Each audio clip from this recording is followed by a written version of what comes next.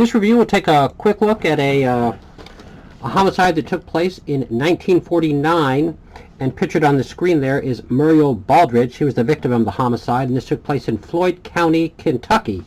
And it's one of the state's most notorious unsolved murders, and it took place on June 27th, 1949, when Muriel was walking home from a carnival with two friends of hers, and she crossed a bridge alone. They went in a different direction, and the West Prestonburg Bridge, which is pictured there on the right, is the bridge she was crossing when she was abducted and the victim of a homicide, and it happened around 10:30 at night.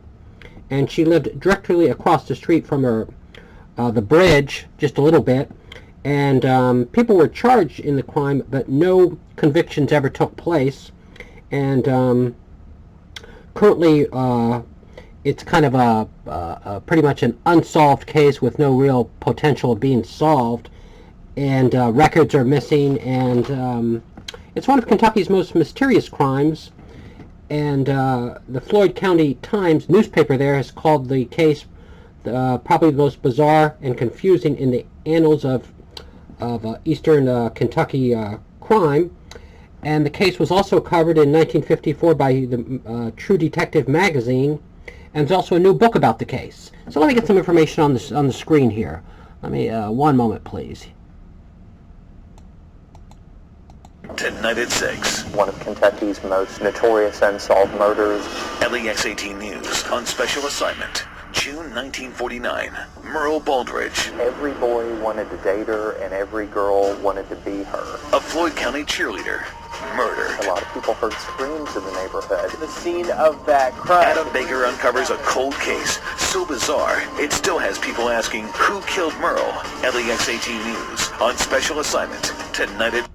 And that's a quick news brief about the tragic unsolved case. And here's a little more information about it. One moment, please. And let me get this on the screen here.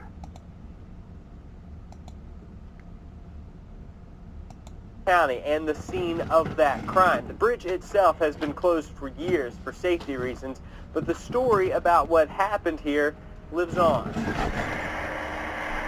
The year was 1949. In his infinite wisdom, Almighty God. Harry Truman was president.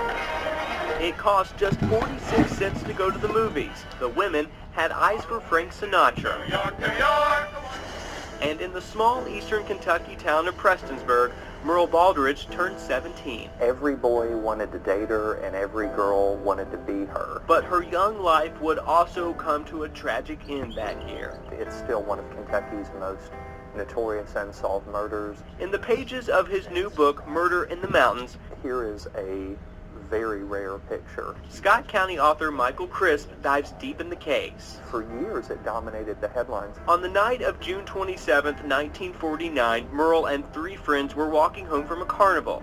It came time to go their separate ways here at the West Prestonsburg Bridge. Muriel lived just on the other side. That was the last that anybody had ever seen of her. That night, she was abducted, beaten, and dragged to the bottom of the bridge. Right around 10:30, a lot of people heard screams in the neighborhood, but nobody really looked into it that evening. The next morning, her body was found near the river just feet from her house. She had put up a fight, grabbing a small tree, uprooting it as she was pulled down the riverbank. That's how strong and determined this young woman was. For her relatives, that's the hardest part. That she was killed in such a brutal manner.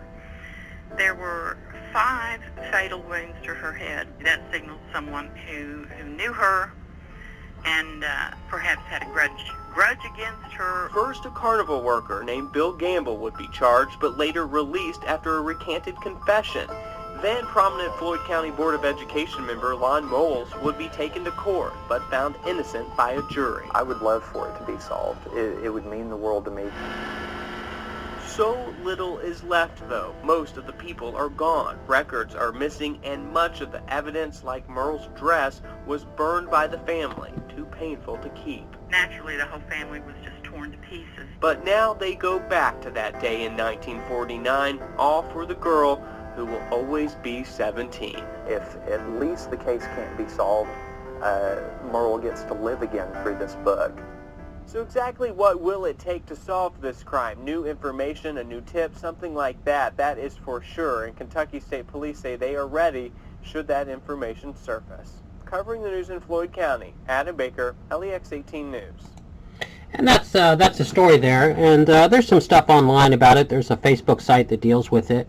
And the new book called Murder in the Mountains. But I tried to get everything in here quick and to get a quick review. And despite the tragedy, everyone should give Muriel a final salute for her short life and productive life, and maybe she can live again in this book. And let me get a final screen on here, and that'll do it.